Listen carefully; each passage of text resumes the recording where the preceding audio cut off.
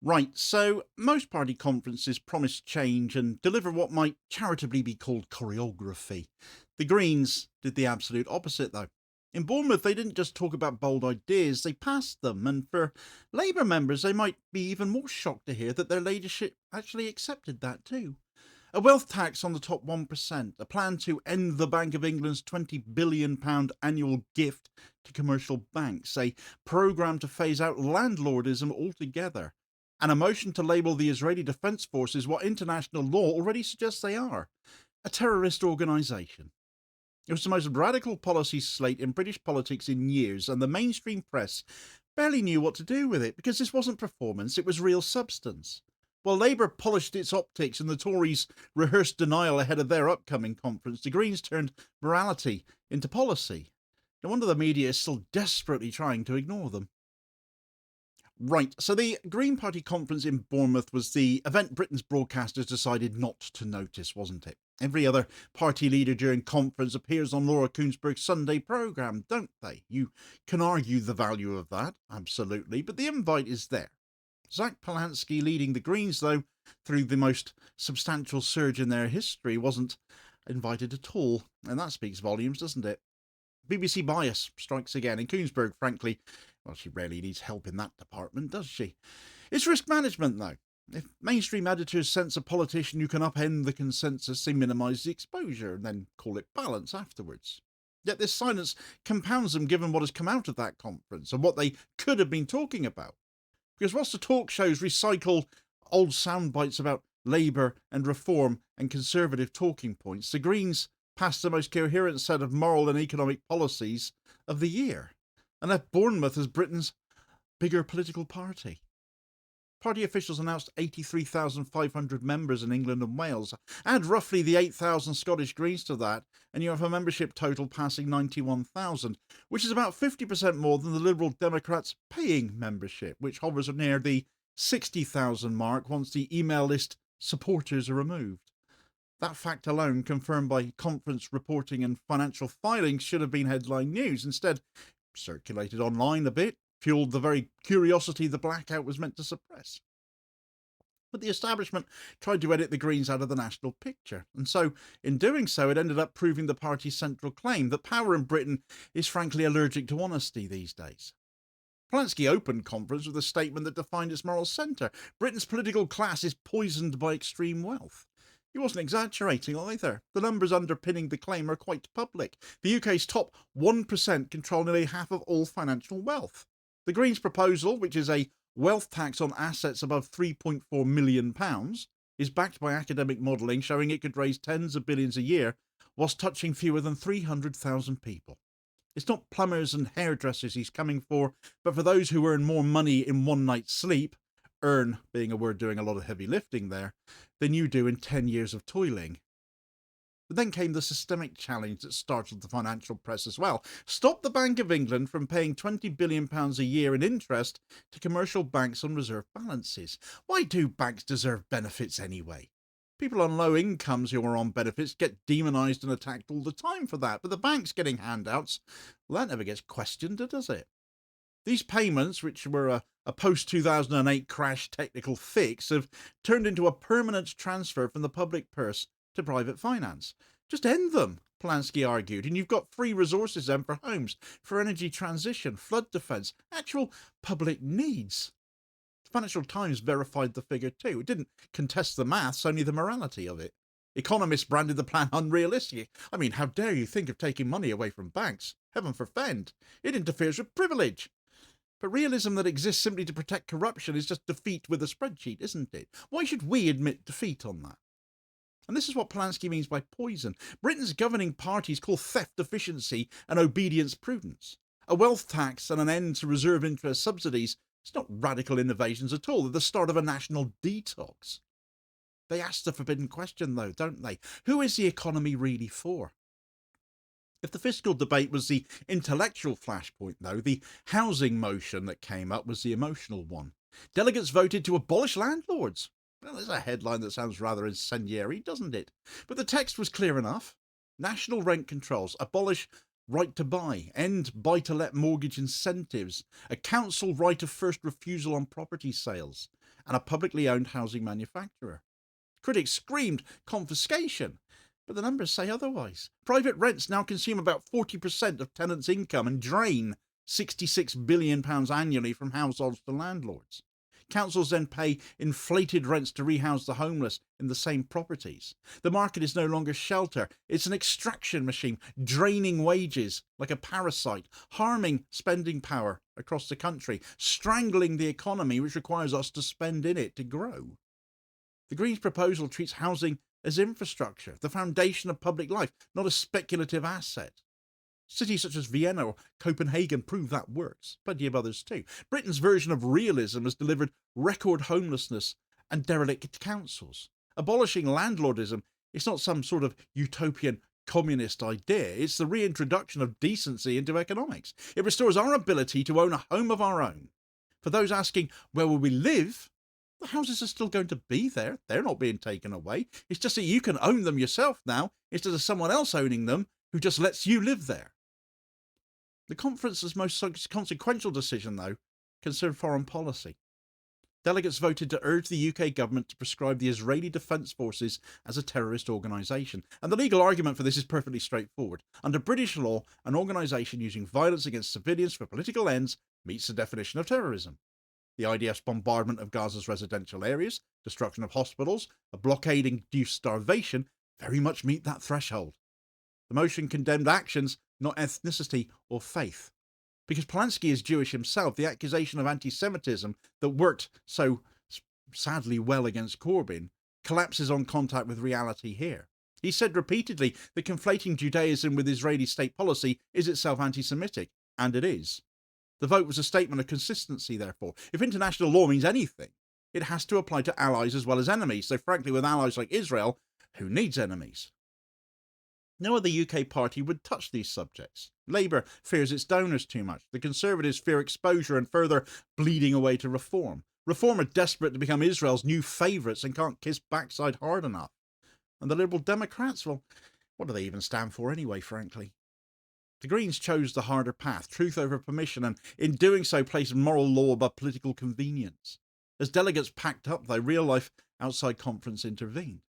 A suspected arson attack struck a mosque in Peacehaven in East Sussex, an apparent hate crime but handled by the media much differently than that synagogue attack in Manchester. As a result, Deputy Leader Mohsin Ali responded to the incident within hours. On the Green Party's website, he demanded police seek clarity on the motives of this attack and whether this hate crime constitutes an act of terrorism. And then he left the conference immediately and went to the scene, choosing to do that instead of delivering the conference's closing speech as he was scheduled to do. Priorities, you see. Brighton and Hove Council issued its own condemnation, but it was Ali's action, standing outside a burned mosque, talking with worshippers, that defined the party's character under this new leadership team, I felt. The contrast with national media was blatant. The attack on a Manchester synagogue, which rightly received front-page coverage, but contrasts that with the Peacehaven fire, which barely appeared. The Greens refused to indulge that hierarchy of empathy. Polanski condemned anti-Semitism and Ali condemned Islamophobia. Rachel Millward, the other deputy leader who gave an intense and arousing speech on equality, called both the same sickness, which they are. Racism is racism. In a political culture addicted to selective compassion, that equality of conscience stood out, as did the fact you had three leaders here all on the same page. In what media coverage Green Party conference got, Zactivism is the shorthand that stuck. It isn't a personality cult. It's a model of pluralist leadership, a Jewish leader who condemns Israeli war crimes, a Muslim deputy who confronts domestic Islamophobia, a Christian co-deputy leader who calls that solidarity the moral heart of their politics. Three traditions, one ethical message. That unity gives the party resilience that no other party right now can boast of. Labour enforces conformity from the top down. Do as you're told or you're out. Your party is still struggling to find that direction between its two apparent leaders right now. So the Greens have got something rarer here. Decentralised ethics with central purpose. They argue, but they don't fracture with it, because their moral floor is non-negotiable. Dignity for all, no exceptions. And with that as the basis for everything else, you can only build on that. You can't tear that down. The media blackout around the conference was deliberate and systemic. The BBC and print media work inside an ecosystem of access journalism that rewards predictability and stenography. The Greens threaten that bargain because they owe no donors and answer to no corporate advertisers. They're not part of that game, and therefore they're not invited to play it. But in the digital age, their silence simply gives way to others. The BBC's omission became the story itself. Social media clips of Green speeches circulated anyway, outperforming official coverage of larger parties and whatever they had to say on social media. The attempt to starve them of oxygen failed. What was meant to marginalise them made them matter instead. British political journalism no longer reports power, it manages it. When a party surpasses the Lib Dems in membership, proposes £20 billion in recoverable funds from banks, and redefines Britain's foreign policy debate, yet still can't even get a studio slot, the issue is not bias, it's decay. And where is Ofcom in all of this? Ending Bank of England reserve interest payments would realign monetary policy with public purpose. Other central banks already use tiered systems that limit windfalls to commercial institutions. The idea's resistance is political, it's not technical. The same applies to the wealth tax. Research from the LSE's Wealth Tax Commission estimates a 1% levy on net assets above £3 million could raise around £70 billion annually, even after any behavioural shifts. Critics call that class war. Well, only against a class that consists of just 300,000 people. The Greens call it democracy, a society where billionaires use public infrastructure but buy private immunity has already waged war on the remaining 66 million of us in this country. Taxation in this framing is moral architecture. It defines who belongs. The Greens are rebuilding that architecture brick by brick. Britain isn't broke, it's being looted. Stopping the looting isn't radical, it's the maintenance of what passes for civilization here, frankly, isn't it? Inside that conference hall, the tone felt alien to modern politics. Ordinary language, no consultants, no corporate sponsors. Delegates debated ideas that mattered rather than just optics. It reminded older activists of conferences before politics turned into PR. And this matters because sincerity has become subversive. In a political culture that rewards cruelty, empathy has become rebellion. And the Greens understand that decency is a strategy itself. Compassion translated into housing and taxation and foreign policy, that's governance. They're redefining realism as the ability to care without apology. So when critics dismiss them as naive, they reveal their own cynicism. The choice Britain faces, not between idealism and pragmatism, but between conscience and collapse. The Greens' internal structure is the quiet reason for their stability. Motions originate with members, are debated publicly, and bind leadership once passed. They don't get a veto over it. They don't get to arbitrarily ignore it like Keir Starmer's Labour does. That bottom-up discipline produces coherence. It also means moral consistency survives leadership change. It defines the Greens above all other parties. Polanski understands the personal cost of that approach. He watched how the press destroyed Jeremy Corbyn with years of distortion and guilt by association. He knows the same playbook is going to be used against him. Ignore first, vilify later. And he proceeds anyway. And that persistence gives the movement credibility too. Authenticity that survives attack becomes authority because the leadership shares accountability. It doesn't shift the blame like Keir Starmer always does. Nothing is ever his fault, is it? Smear campaigns, therefore, are always going to lose traction here. You can target an individual, but you can't cancel a collective conscience. And then if you add up the conference resolutions and a pattern emerges, a comprehensive moral programme made policy. Economic justice through taxation, social justice through housing, global justice through law. For the first time since the 1970s, a UK party is offering an integrated worldview rather than a focus group menu. That is Britain's chance for political recalibration. The Greens have shifted from just being a climate conscience to being the moral axis around which future politics can revolve. Their growth exposes the void at the centre of Labour's triangulation and the moral bankruptcy of reform populism. Internationally, the implications are larger still. The IDF motion aligns Britain's Greens with a global majority demanding that international law apply universally. It signals to allies and adversaries alike that Western complicity has limits. If that view gains traction across Europe's green and social movements, the diplomatic landscape changes. Morality comes back into the conversation, re-enters the room. And the data underpinning all of this shift is solid. Polls show majority support for higher wealth taxes, rent controls, and an immediate ceasefire in Gaza. Positions now mainstream because the Greens normalised them. Membership growth mirrors that sentiment. It's generational as well as ideological. Voters under 40 see the Greens not as protest but as sanity, and frankly many of us over 40 do as well. But success brings danger with it. The moment a moral movement starts chasing establishment approval, it corrodes from the inside. The Greens' task is to hold moral ground without hardening into self-righteousness, not needing that vindication by the establishment. That requires vigilance and humility, the discipline to stay angry without becoming bitter. If they fail, Britain returns to managed decline as things stand right now. If they succeed, they get to redraw the moral map of modern politics. The stakes are that big right now. The structural barrier is electoral, not moral, though.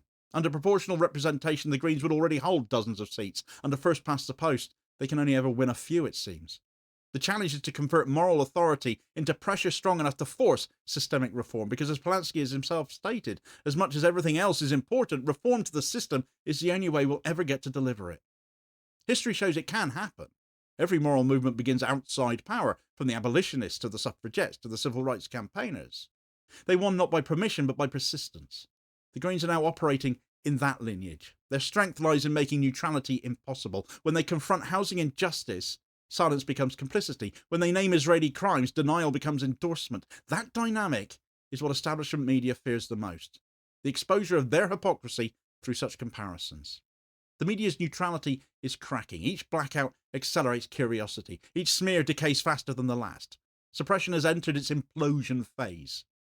The attempt to erase the Bournemouth conference from public consciousness by pretending they didn't exist and not placing them on the mainstream channels and not treating them as they would other party leaders has achieved the opposite. Every fact the media ignored is now part of the record. 91,000 members, motions passed, statements made, acts of courage witnessed. What remains is interpretation, and that's flipped. The BBC's omission wasn't an oversight, it was fear disguised as impartiality. And it failed. The Greens didn't vanish, they've multiplied, and they're going to continue to grow. What was meant to silence them imploded, exposing the fragility of these gatekeepers who tried to contain them. Polanski knows what comes next: the scrutiny, the caricatures, the lazy attempts to reframe moral conviction as extremism. He's seen the script before, but this time the audience really ought to be wiser. Bournemouth 2025 will be remembered not as a minor parties gathering, but as the moment Britain's conscience re-entered politics. The media tried to mute it, showing what side they're on, but the country has heard it anyway. And that, in the end, is the story. They silenced the Greens and amplified them instead. For more on the incident in Peacehaven, as well as the latest on that Manchester synagogue attack, please do check out this video recommendation here as your suggested next watch. Please do also hit like, share and subscribe if you haven't done so already, so as to ensure you don't miss out on all new daily content, as well as spreading the word and helping to support the channel at the same time, which is very much appreciated, holding power to account for ordinary working class people. I'll hopefully catch you on the next vid. Cheers, folks.